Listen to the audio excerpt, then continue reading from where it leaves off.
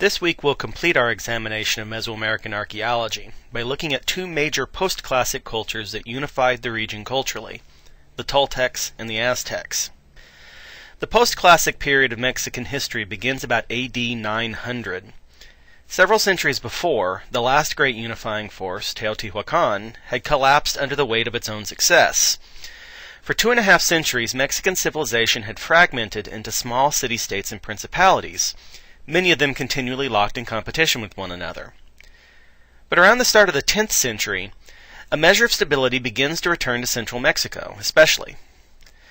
Whereas earlier classic cultures seem to have balanced religious and secular sources of authority, with the priestly and warrior classes dividing power, the post-classic is more strictly secular.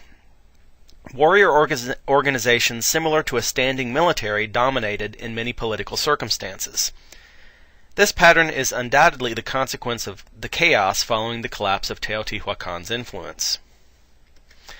Other new cultural traits that we can notice in the archaeological record include the introduction of metallurgy into central Mexico, though this new technology was never used for much beyond the creation of jewelry and ornaments.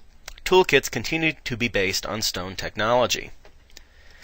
Also, turquoise was introduced into central Mexico from the American Southwest, and quickly became a highly prized prestige item. Socially, the post-classic was an era of massive population movements. Lots of ethnic groups were moving into and out of the highlands of Mexico, a region that was already quite ethnically diverse. Especially in the 10th and 11th centuries, many of these newcomers were what highland groups would later refer to as Chichimeca, semi-civilized tribes from the northern fringes of Mesoamerica, a region too dry for most Mesoamerican agricultural practices, and thus lacking in major cities. The Chichimeca moved southward into the highlands as the natives of the region became more fragmented and less able to resist their advances. Certainly, the most important of these newcomers were the Toltecs. This is an ethnic group that seems to have originated in the Sierra Madre Oriental, north of the Valley of Mexico, and to have arrived in the region early in the 10th century. We know quite a bit about the events leading up to the creation of the Toltec Empire in highland Mexico, primarily because this period is now quite close to the time of European contact. In the early 16th century, when Spanish colonial authorities were consolidating their hold on the colony of New Spain, they recorded many Aztec traditional histories, which were obsessively maintained by the historically minded Aztec elite. Of course, none are fully reliable in the modern historical sense, but a careful reading can be combined with archaeological evidence to create a better picture of the past than either source can alone. Here's what we think we know about Toltec history. They entered the highland Mexico from the north early in the 10th century. Their first leader was known as Mixcoatl, though he may be a purely mythical personage. The first Toltec leader with a good chance of being historical is Mixcoatl's son, Topiltzin Quetzalcoatl, named after the great feathered serpent deity who'd been worshipped in Mexico since Olmec times. Topiltzin established the Toltec capital at the city of Tollan, also known as Tula. So influential was the city in later thought that the word Tollan became synonymous with city. In other words, Tollan wasn't just a city, it was the city, the source of civilization. Unfortunately, the road from semi-civilized immigrants to empire was not an easy one for the Toltecs. The histories tell us that Tollan was racked with factionalism, an ongoing struggle between Topiltzin's Quetzalcoatl cult, which seems to have been relatively peaceful, and the cult of a rival deity Tezcatlipoca, the patron of warriors and human sacrifice. These disputes came to a head in AD 987, forcing Topiltzin and his faction to flee from Tollan, probably bound for the Maya city of Chich'en Itza. We'll return to this point later. Following Topiltzin's escape, the warrior faction of Toltecs was firmly in control of Tollan, and they began a policy of aggressive expansion, subduing and conquering most of central Mexico over the next couple centuries. In later centuries, this period of Toltec dominance would be looked back upon as a golden age, very similar to the way that medieval European kingdoms looked back to the Roman Empire. Toltec ascendance would not last as long as the Romans, however. The landscape was too divided ethnically, and warrior cults were too powerful to ever establish true political stability. In the mid-12th century, only 200 years after Topiltzin's reign, the Toltec king Huaymak fled from Tollan ahead of an enemy army. He moved the capital to another city, named Chapultepec, but soon lost all power and committed suicide. The ruling elite of Toltecs fled southward into the Valley of Mexico proper, and the empire collapsed, setting the stage for the next phase of Mexican history. Before we move on, however, let's take some time to examine the archaeological record left behind by the Toltecs. Because the name Tollan became synonymous with city, it took many years of concerted effort for modern scholars to identify the city that actually served as the seat of Toltec government. Today, we are fairly certain it was a site known as Tula that sits some 80 kilometers or so northwest of Mexico City. This site was settled and abandoned at precisely the right times to match the Aztec histories, and it was finally abandoned after being violently destroyed. It was also a huge urban settlement fitting of the seat of a powerful, centralized military empire. It covers 16 square kilometers, or 5.4 square miles, and in the 11th century was likely the home to 30,000 to 40,000 residents. Unfortunately, the site of Tollan was extremely historically significant to later cultures as well as to modern archaeologists, and they got to it first. The Aztecs, using Toltec ancestry as a way of justifying their own rule, aggressively looted the city of sculpture, art, and almost anything they considered of value. These days, the site itself is rather unimpressive. Nevertheless, we can trace at Tula some of the archaeological and cultural patterns that later came to typify Aztec culture. The city is known today for its distinctive Chacmools sculptures, images of reclining individuals about to be sacrificed in much the same manner that Aztecs practiced the ritual centuries later. The central ritual precinct of Tula was also surrounded by a serpent wall, a wall covered in relief sculptures that depicted mythological scenes, which was also an architectural pattern found at the Aztec capital. Finally, the Toltecs made use of Tzompantli, the grisly skull racks on which the decapitated heads of human sacrifices were displayed publicly. The official parts of Tula have, as was common in the post-classic, a decidedly secular and militaristic feel. This is consistent with the histories that tell us that much of the city's history was dominated by the Tezcatlipoca warrior faction. There is also a lot of imagery of the feathered serpent, however, which harkens back to Topiltzin's founding influence. Away from the official areas, in the commoner residential portions of Tula, not much is known for sure. Centuries of later looting and a lack of professional excavation means very little scientific data is available on the lives of average Toltecs. We know that the major economic product of the city appears to have been obsidian cores and tools, produced on an almost industrial scale. Much of the Toltec Empire's economic base seems to have been reliant on the control of this trade. Tula was fed through large agricultural fields irrigated from canals. This part of highland Mexico is marginal for Mesoamerican agriculture, and is much too dry for the Chinampas agriculture practiced in the south. By combining irrigation agriculture with imports of tribute from the provinces of the empire, the Toltecs seem to have remained relatively well-fed and wealthy.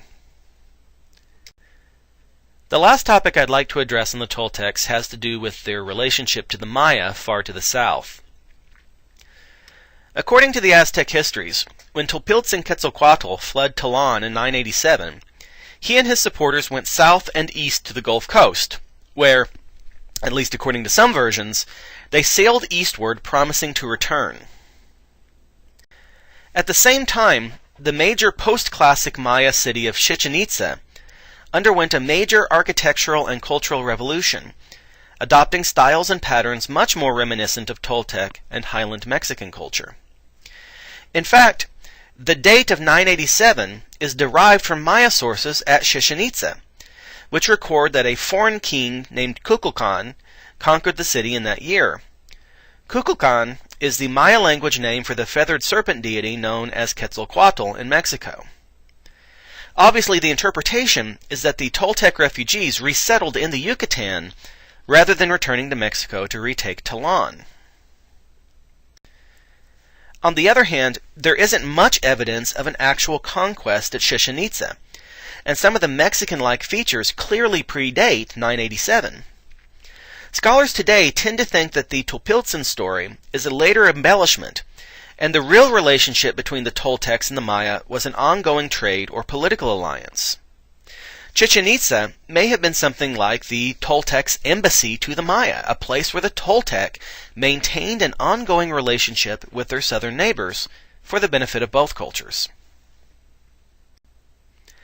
I'd like now to shift gears a bit from the Toltecs themselves to their enduring legacy, and more specifically, the Aztecs. Of course, the Aztecs are the Mesoamerican civilization whose culture is most closely known by modern scholars. After Spanish conquerors took over the Aztec Empire in the early 16th century, they spent decades carefully documenting their culture to better understand and govern their new subjects. In fact, it's largely because of the meticulous way that Spanish colonials undertook their mission that we know anything at all about Mesoamerican civilization. Before we can get to the Aztecs in particular, we must understand the aftermath of the fall of the Toltecs. The Toltec Empire had been centered north of the Valley of Mexico, a large valley in the center of the highlands with a broad, flat, and marshy bottom. When the empire collapsed, the nobility fled southward and settled in a series of small city-states along the southern shore of Lake Texcoco, the largest marshy lake in the floor of the valley. Over the next century, more Chichimeca tribes migrated south into the valley, some of them probably the same groups who'd sacked and burned Tollan, and they settled along the northern side of the valley. Much as the German tribes had destroyed the Western Roman Empire, then adopted many of the same customs as their defeated enemies, these Chichimeca tribes did the same for the Toltecs. They established a series of small city-states, each dominated by a single ethnic group, and adopted the hierarchical forms of government that the Toltec had practiced. In this system, the commoner class is strictly separated from the nobility, known as Topiltzin. Only someone who could claim a connection to the Toltec nobility, through descent or through marriage, could serve as Tlatoani, or king. This was the cultural and political situation that met the Aztecs when they arrived in the Valley of Mexico early in the 14th century, the last major Chichimeca tribe to arrive.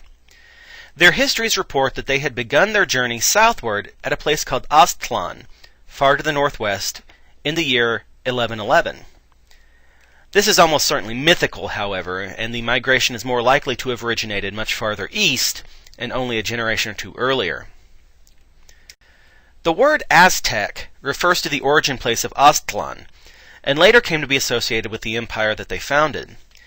The people called themselves Mexica, from which we get the name Mexico, of course. When they arrived in the Valley of Mexico, they're a very different people than they would become. The early Aztecs, according to their own histories, were egalitarian hunters and warriors who were universally despised and oppressed. They followed a unique patron deity called Huitzilopochtli, who later became associated with the sun and warfare, though it isn't clear whether he had those traits at this point. After being discriminated against and expelled from a variety of places, the Aztecs eventually settled on the worst piece of ground in the valley, two low, marshy islands in the middle of Lake Texcoco, and there founded two cities, Tenochtitlan and Tlacopan.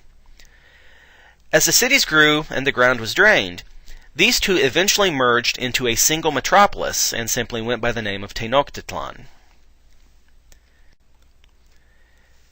At this phase in their history, the Aztecs served as clients of the dominant city-state in the southern valley, Azcapotzalco.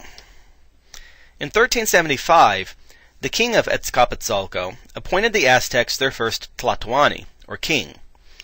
A half-century later, in 1428, the Aztecs rebelled and overthrew their masters, establishing Tenochtitlan as the dominant military force in the Valley of Mexico. The empire grew rapidly from there, until the last king, Moctezuma, had the bad luck to meet Hernan Cortez and his Spanish conquistadors in 1519. Modern Mexico City was founded on the ruins of Tenochtitlan following its fall. Today, of course, Mexico City actually sprawls across most of the Valley of Mexico, but its central precinct still sits where the Aztec Empire was its most impressive. And impressive it was. In 1519, Tenochtitlan had been the center of the biggest and most powerful empire in Mesoamerica for a century. It covered 14 square kilometers, or 5 square miles, which was a combination of the natural islands first settled and artificially constructed expansions. Between 200 and 300,000 people lived there from all over the empire, which now dominated most of Mesoamerica outside of the Maya region. This population absolutely dwarfed virtually every other city on Earth at the time, and the city itself was more carefully constructed, clean, and comfortable than almost any other city as well.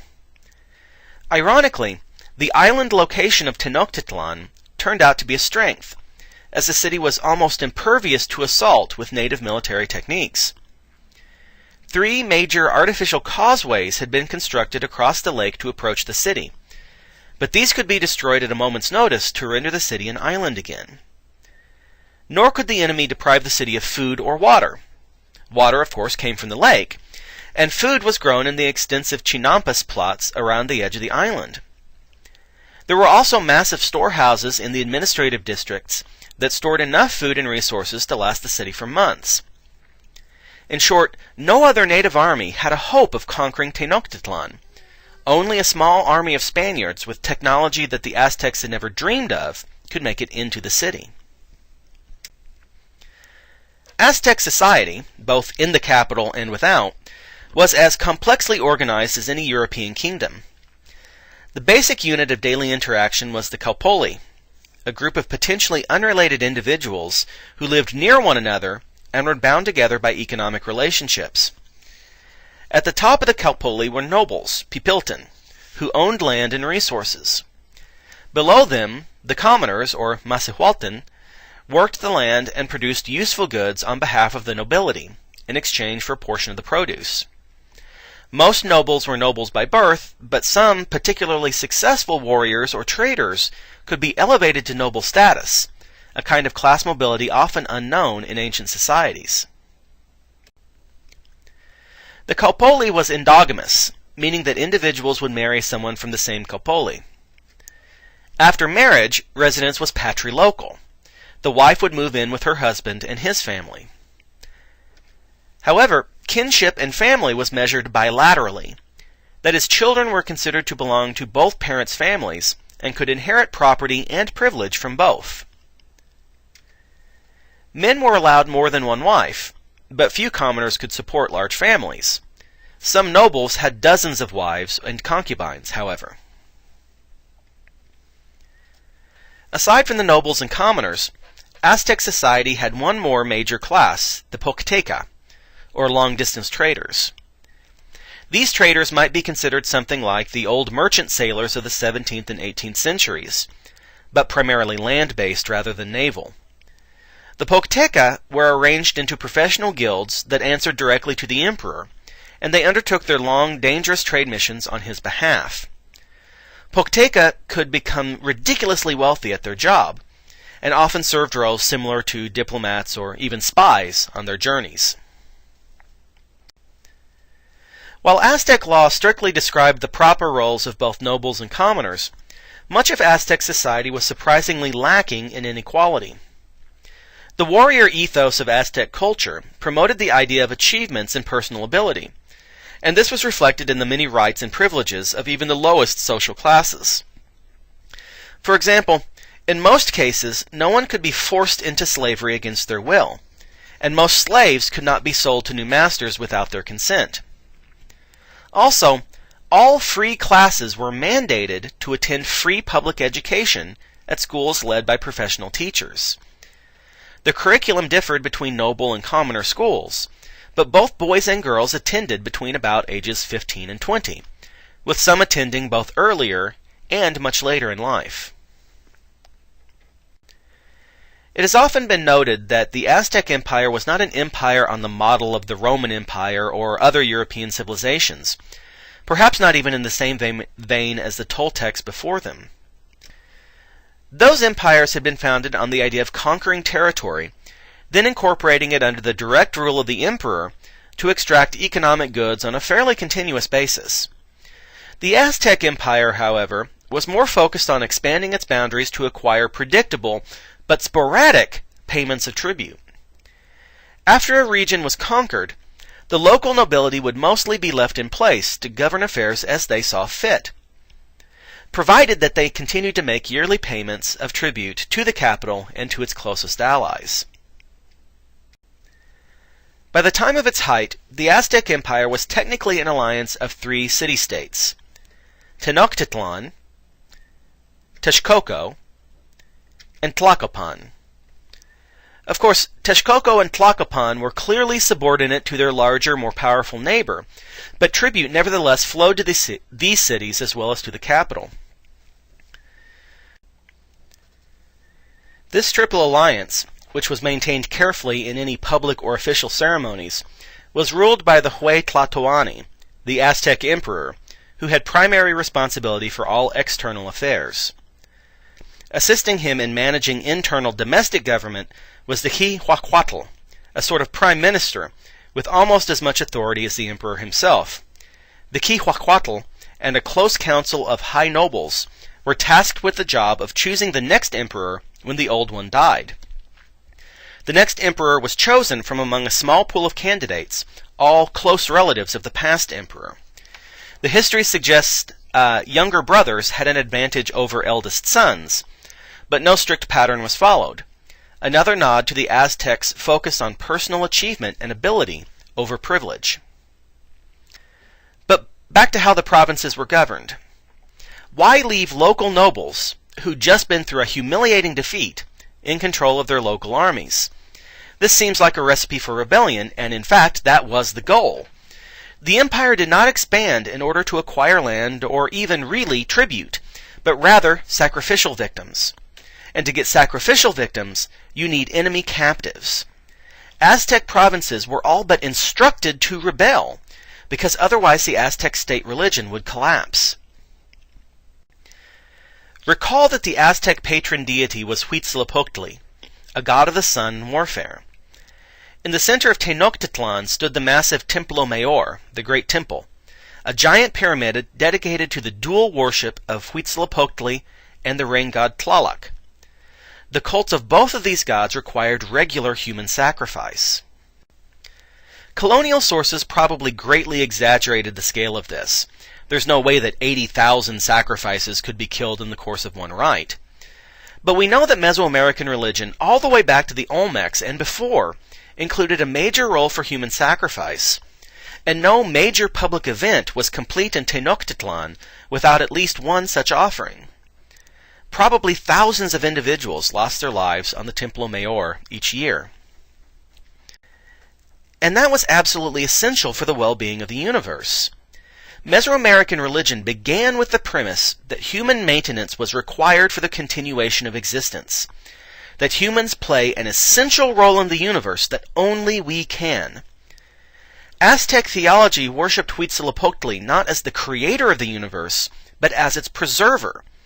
It was the job of the sun to continue its course across the heavens, and if he ever stopped, the world would end. However, Huitzilopochtli could not continue this work alone. He required sustenance in the form of human lives, and only humans could provide those lives to him. For the Aztecs to have ceased their human sacrifices would have meant the end of the world. Thus, the empire took on the odd form that it did, not focused on governance so much as inspiring rebellion, with warfare less about defeating the enemy than capturing him. Conquered peoples were not integrated into a stable and beneficial empire, but exploited and mistreated to cause them to rebel. And the conquered peoples themselves understood and accepted this strategy as for the best. The Aztec Empire encountered by the Spanish in 1519 was an odd beast. It was remarkably modern and advanced in some ways, even surpassing contemporary Europe in several areas. but it was also weirdly different, founded on fundamentally alien principles of governance that could only be understood as the end product of centuries of political and cultural turmoil in the Valley of Mexico. It's only by looking at the particular historical trajectory of Mexican history that we can understand the Aztecs as something other than the bizarre other that the Spaniards saw. This is one of the enduring lessons of archaeology. View the culture in its own context, and it's suddenly not so incomprehensible. After next week's exam, we'll see that many of the same principles apply to understanding South American civilization.